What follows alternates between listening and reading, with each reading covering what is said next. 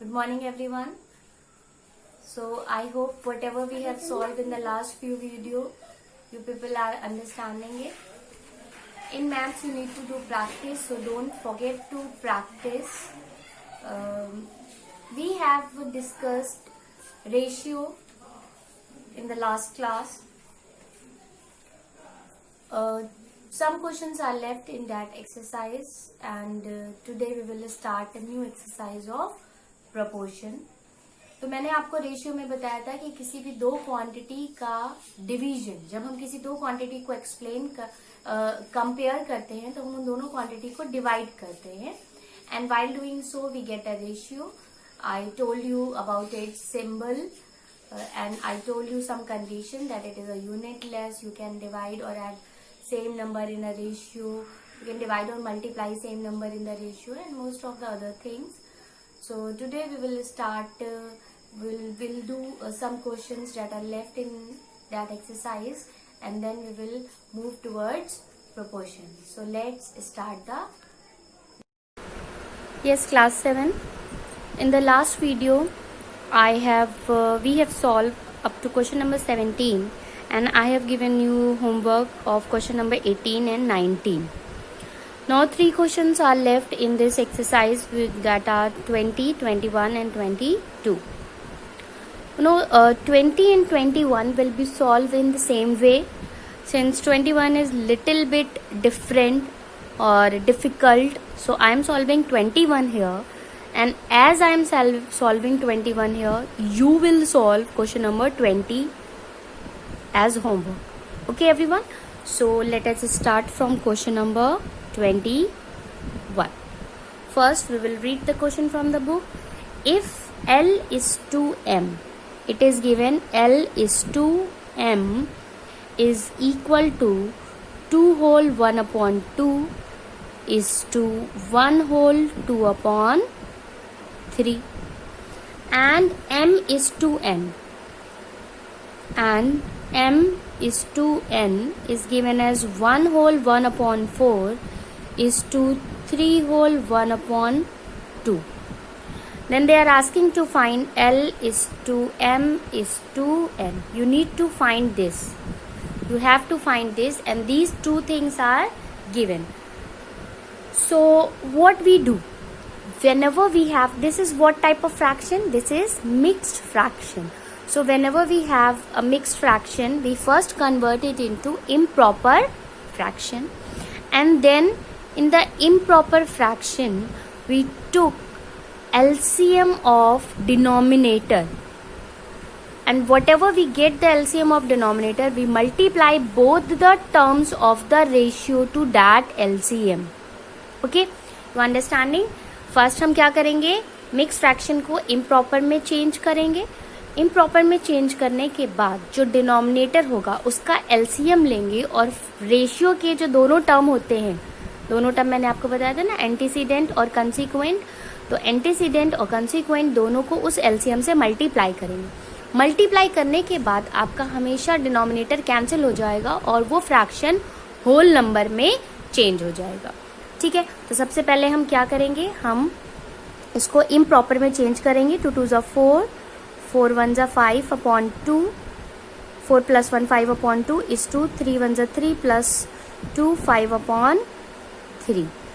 और यहाँ पर क्या आ जाएगा, m is to n, 4 + 1 5 upon 4 is to 6 + 1 7 upon 2. तो ये हमारा किस में चेंज हो गया, मिक्स फ्रैक्शन इम्प्रॉपर फ्रैक्शन में चेंज हो गया. अब हम रफ में क्या करेंगे, 2 और 3 का एलसीएम लेंगे. तो 2 और 3 का एलसीएम क्या आएगा, 6 आएगा. ठीक है, तो हम इस फर्स्ट टर्म एंटीसीडेंट को 6 से मल्टीप्लाई करेंगे और दूसरे टर्म कंसीक्वेंट को भी 6 से मल्टीप्लाई करेंगे in order to make it whole number. Okay, similarly 4 और 2 का एलसीएम क्या आएगा, 4 आएगा. तो हम एंटीसीडेंट को भी 4 से मल्टीप्लाई करेंगे और कंसीक्वेंट को भी 4 से मल्टीप्लाई करेंगे. ठीक है, अब देखिए क्या कैंसिल होगा, ये कैंसिल हो जाएगा. 2 1 ज़ा 2, 3 ज़ा, ये कैंसिल हो जाएगा. 3 1 ज़ा 3, 2 ज़ा, ये कैंसिल हो जाएगा. 4 and 4 1 1 से जाएगा. ठीक है, ये 2 1 और 2 2। ठीक है, अब हम इसको क्या लिखेंगे, 5 इंटू 3 15 इज टू 5 इंटू 2 10, और यहाँ पर क्या हो जाएगा 5 इज टू 14। ओके, तो हमारे पास क्या आ गया, m is to n is 5 is to 14 और l is to m is 15 is to 10। Okay, तो इतना काम हमें एक्स्ट्रा करना पड़ा उसको होल नंबर में चेंज करने के लिए। अब ये जो क्वेश्चन 21 है और जो क्वेश्चन आप 20 देखेंगे, अब वो दोनों सेम है। तो यहाँ से इसके आगे से मैं जैसे कर रही हूँ आप वैसे ही क्वेश्चन नंबर 20 करेंगे। तो L इज टू M का क्या मतलब है, आपको दिया हुआ है L अपॉन M, क्या दिया है 15 अपॉन 10, और M अपॉन N आपको क्या दिया है 5 अपॉन 14। ठीक है, इस 2 का मतलब होता है अपॉन, तो ये आपको दिया हुआ है। अब हम क्या करेंगे, हमें क्या करना है, हमें निकालना है L is to M is to N। तो इन दोनों में क्या कॉमन है, M कॉमन है। ठीक है, अब यहाँ पर देखिए आप M के सामने क्या लिखा है 10, और यहाँ पर आप देखिए M के सामने क्या लिखा है 5। तो हमें इन दोनों रेशियो में M के सामने जो नंबर लिखा है उसे सेम बनाना है। यानी हम 10 यहाँ पर अगर लिखा है तो इस 5 को भी हमें क्या बनाना है, 10 बनाना है।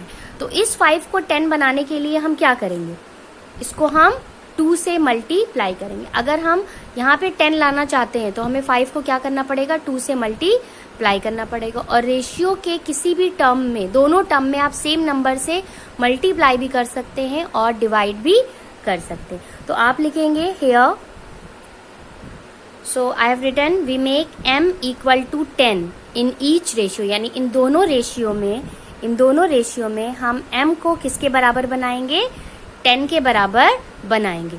कैसे बनाएंगे, तो हम लिखेंगे L upon M is equal to 15 upon 10 और M upon N is equal to 15 upon 14।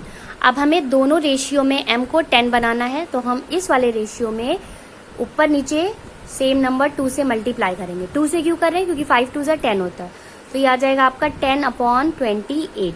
तो हमें क्या मिला, हमें मिला L upon M is 15 upon 10 और M upon N is 10 upon 28। अब हम इन दोनों रेशियो को एक साथ ज्वाइन करके लिखेंगे L is to M is to N।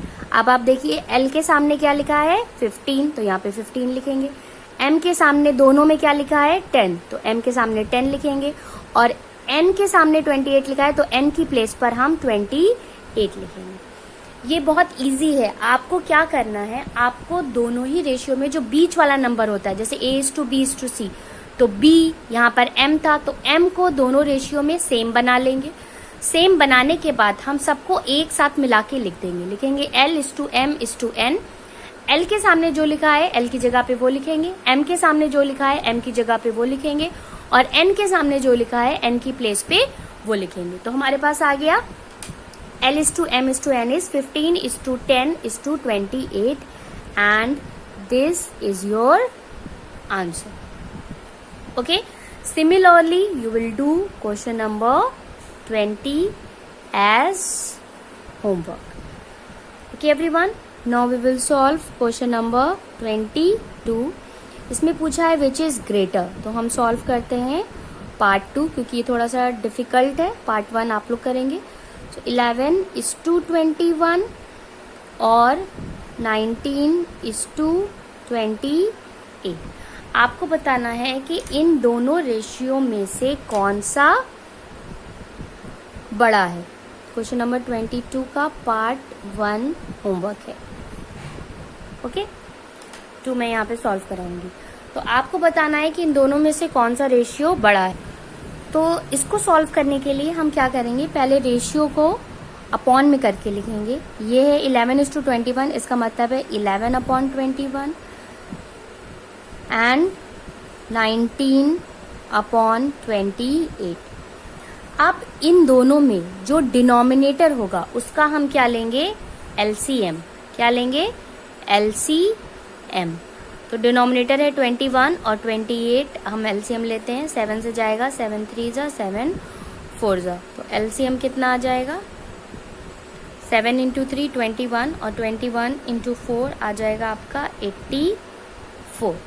अब जो LCM आएगा उसी LCM को हमें डिनोमिनेटर में लाना है, ठीक है। तो हम 21 को किससे मल्टीप्लाई करें, 4 से। अगर हम इसको 4 से मल्टीप्लाई करेंगे तो हमारा आ जाएगा 84। तो पहले हम लिखेंगे taking LCM of 21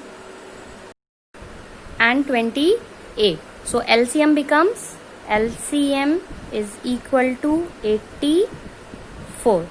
Now our main purpose is to make both the denominator of each fraction equal to the LCM. Means we have to make 21 equal to 84 and 28 again equal to 84. So in order to make 21 equal to 84, we will multiply 21 by 4, and in order to make 28 equal to 84, we will multiply 28 by 3. Okay, so we multiply each fraction. This one is by 4 and this one is by 3. So we multiply this by 4, we get 44 upon 84, and this one by 3.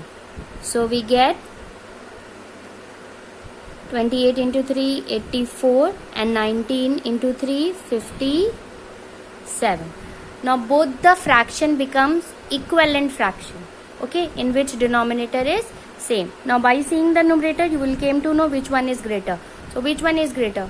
57 upon 84 is greater than 44 upon 84.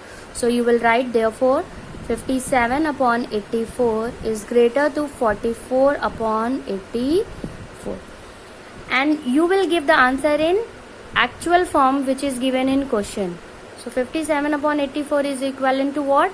19 upon 28 is greater than 11 upon 21, and this is your answer. In the same way you will solve part 1 of question number 22. Okay everyone.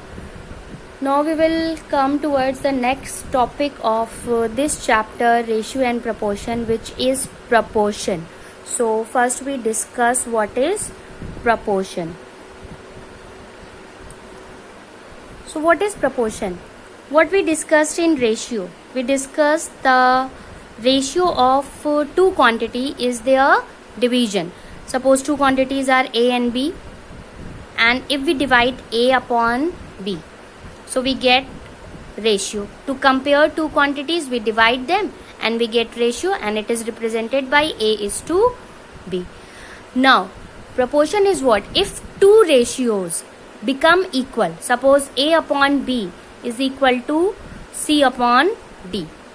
So, if two ratio becomes equal, then these four numbers are said to be in proportion, and they are written as A is to B, and this set of four dot is called is as C is to D, and it is read as is as, means A is to B is as C is to D, means A upon B C upon D के बराबर है. सो अगर कोई दो ratio आपस में equal हो जाएं तो वो स्टेटमेंट ऑफ इक्वालिटी क्या कहलाता है?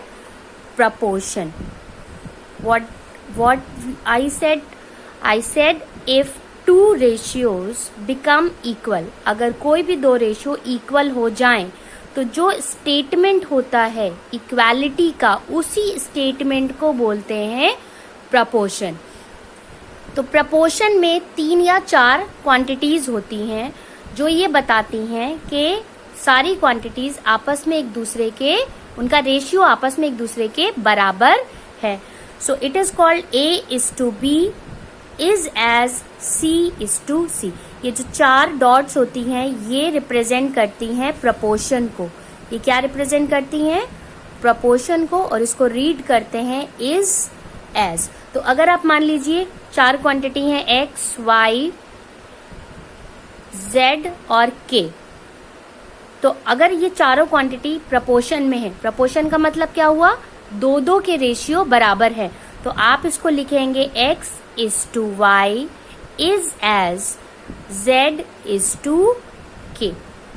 ठीक है, इसी तरीके से मान लीजिए क्वांटिटीज है p, q, r, s। अगर ये चारों क्वांटिटी प्रोपोर्शन में है तो आप कैसे लिखेंगे, p is to q is as r is to s। And इसका मतलब क्या होता है, इसका मतलब होता है p upon q is equal to r upon s, means p upon q is as r upon s। p upon q r upon s के ही बराबर है। is as का मतलब सेम है, जो r upon s की वैल्यू है वही p upon q की वैल्यू है। अब अगर हम बात करते हैं किसी भी चार नंबर्स की जिन जो आपस में प्रपोर्शन में है, ठीक है, तो इन नंबर्स को क्या बोलते हैं, इन क्वांटिटीज को क्या बोलते हैं। तो जैसे हमारा है, जैसे फर्स्ट केस है हमारा, if A B C D are in proportion. अगर ये चार क्वांटिटीज प्रपोर्शन में है तो सबसे पहली चीज इसका क्या मतलब हुआ, it implies A upon B, यानी इन दोनों का रेशियो किसके बराबर है, इन दोनों के रेशियो के। ठीक है, या आप अगर इसको क्रॉस मल्टीप्लाई करें तो आपको क्या मिलेगा, A D is equal to B C. ठीक है, ये आपको मिलेगा A D is equal to B C. तो ये क्या हुआ, ये जो यहाँ पर ए बी सी डी ये हैं, इसमें जो बीच वाले दो नंबर्स होते हैं इनको बोलते हैं मीन्स, और जो लास्ट में दो नंबर होते हैं इनको बोलते हैं एक्सट्रीम्स। ये भी एक्सट्रीम है क्योंकि ये बिल्कुल बाहर लिखा है, और ये भी एक्सट्रीम है। ठीक है, तो हमें क्या मिला, product of extremes, product of extremes is equal to product of means. समझ में आ रहा है सबको। एक और एग्जाम्पल लेते हैं, मान लीजिए ये आपका नंबर है P Q R S। ठीक है, अब यहाँ पर दोनों तरफ ये जो कॉर्नर में नंबर्स लिखे हैं, आउटसाइड जो लिखे हैं P और S, इनको क्या बोलेंगे, extremes.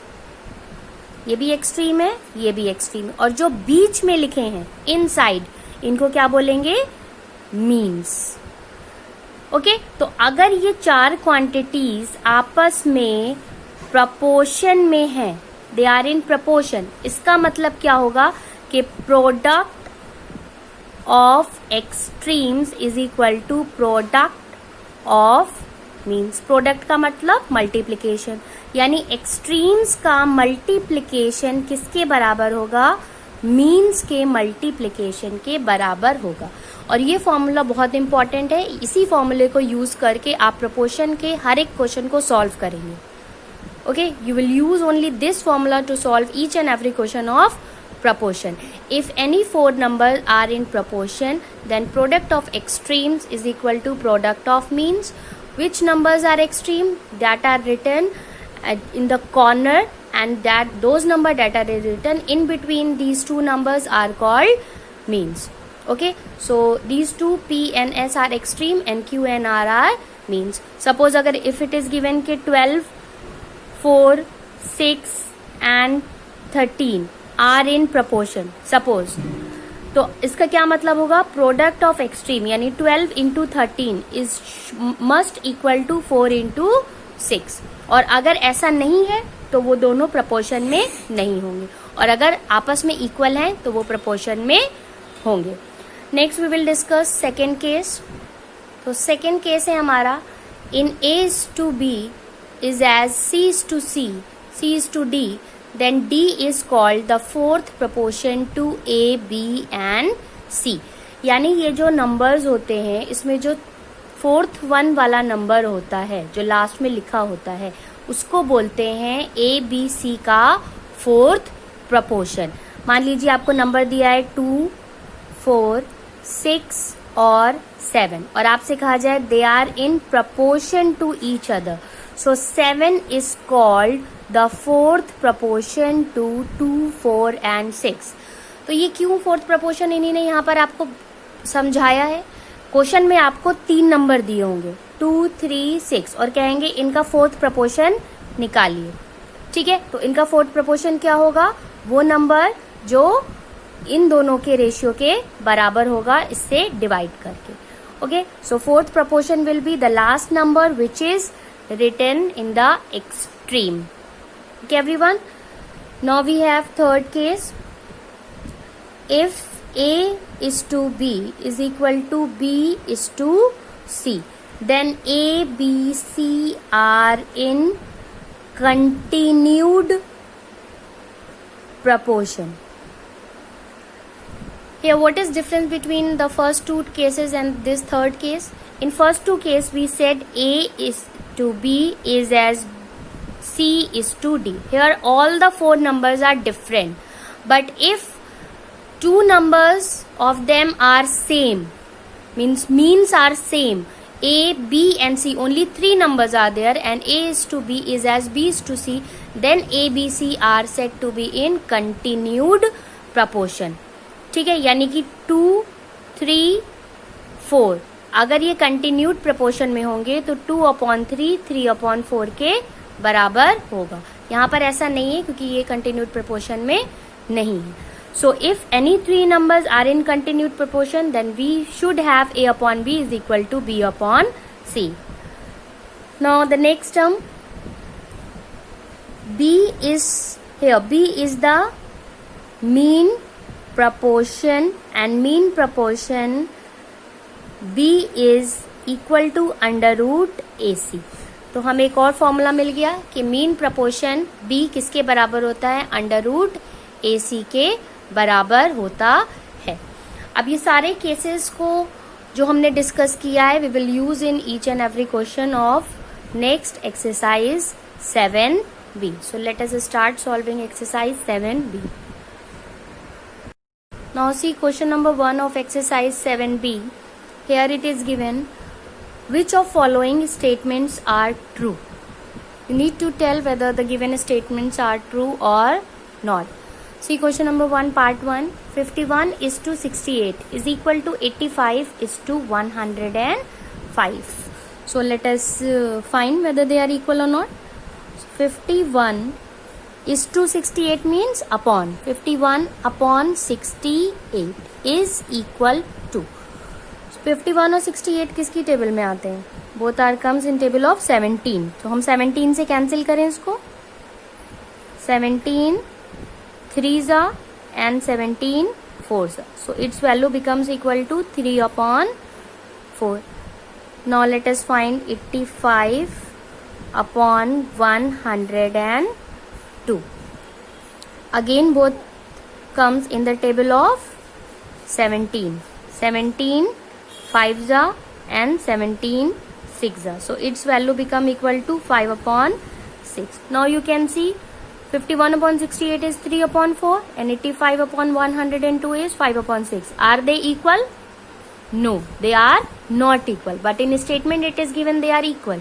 It means the given statement is false. So you will write 51/68 is not equal to 85/102. So given statement is false. Okay, given statement is false. Similarly, we will solve part 3 of this question. Here the ratio is given as 30 bags is to 18 bags. We know that ratio is a unitless quantity. Okay, so these bags and bags cancel each other. 30/18 we will cancel by table of 6. 6 5s are 30, 6 3s are, so its value come out to be 5/3. Now the second one, rupees 450 upon rupees 270. 0 and 0 cancel each other and 45 and 27 goes with the table of 9. 9 5s are and 9 3s are. Again its value come out to be 5/3. Now we can see both the values are same. So 30 upon 18 is equal to 450 upon 270. Hence, given statement is true. Given statement is true. Now part 2 of this question is for homework. You will solve in the same manner as I have solved. And see question number part 4 of this question. See from the book it is given 32 kilogram is to rupees 36 is equal to 8 kilogram is to rupees 9. The framing of this question is wrong. Why it is wrong? When we discuss ratio, we discuss it is the division between same quantities. Here kilogram means mass and rupees. So the ratio between two different quantities is not possible. It will never equal to each other. Okay. So the ratio exists between quantities of same kind. You will write this reason and you will write it is false. Okay. In this question, write it. This statement is false because ratio exists between quantities of same kind. You will give the reason which is written in the hint to explain the reason of this question. Okay everyone. Next we will solve question number 2. Check whether the following numbers are in proportion or not. You have to check whether these numbers are in proportion or not. Let us start this question. So this is question number 2. You have to check whether the following numbers are in proportion or not. So what I have told you while explaining different cases, I told you the number that are written outside are called extreme and that is written in between are called means. यानी जो दो number बाहर की तरफ लिखे होते हैं, outer में लिखे होते हैं, वो एक्सट्रीम्स कहलाते हैं और जो इनसाइड में बीच में लिखे होते हैं वो मीन्स कहलाते हैं. तो अगर 4 नंबर प्रोपोर्शन में होंगे तो product of extremes should equal to product of means. सबसे पहले ये मिक्स फ्रैक्शन में है तो इसे हम इम्प्रॉपर में चेंज करेंगे. तो इसे हम लिखेंगे 2, 5/2, 3, 7/2. अब ये इम्प्रॉपर में चेंज हो गए. अब हम निकालेंगे हेयर एक्सट्रीम्स आर. एक्सट्रीम्स कौन कौन है? 2 और 7/2. मीन्स क्या है? जो बीच में लिखे हैं मीन्स आर 5/2 और 3. अब हम निकालेंगे product of extremes. Product of extremes is equal to 2 into 7/2. Cancel हो जाएगा, 7 आ जाएगा. फिर निकालेंगे प्रोडक्ट ऑफ मीन्स. तो क्या होगा? 5/2 इंटू 3. तो कितना आएगा? 15/2. क्या product of extreme product of means के बराबर है? नो. तो आप लिखेंगे product of extremes is not equal to product of means. Therefore 2 whole 1/2, 3 whole 1/2 are not in proportion. Okay. क्योंकि प्रोडक्ट ऑफ एक्सट्रीम मीन्स के बराबर नहीं है इसलिए गिवन नंबर प्रोपोर्शन में नहीं है और अगर वो इक्वल आ जाता तो वो प्रोपोर्शन में होते. देखते हैं नेक्स्ट पार्ट इस क्वेश्चन का. अगेन हम लिखेंगे. ये तो सब हमारे कोई भी फ्रैक्शन में नहीं है तो हमें चेंज नहीं करना है. तो यहाँ लिखेंगे हेयर एक्सट्रीम्स आर. एक्सट्रीम कौन कौन से हैं? आउटर वाले 0.8 और 9. मीन्स इनसाइड 3 और 2.4. अब निकालें प्रोडक्ट ऑफ एक्सट्रीम्स. क्या होगा? 0.8 इंटू 9, 7.2. आप निकालें product of means. 3 into 2.4 4. Again it comes out to be 7.2. तो both are same. तो लिखेंगे product of extremes is equal to product of means. Therefore 0.8, 3, 2.4 and 9 are in proportion. Okay, so this is the answer. If product comes out to be same, they are in proportion. If not, they are not in proportion. Now question number 2, part 1 and part 5 are homework. Okay everyone, so this is all for today. In today's video, this is all. Next remaining questions we will discuss in the next video. That is all for today. Have a nice day everyone.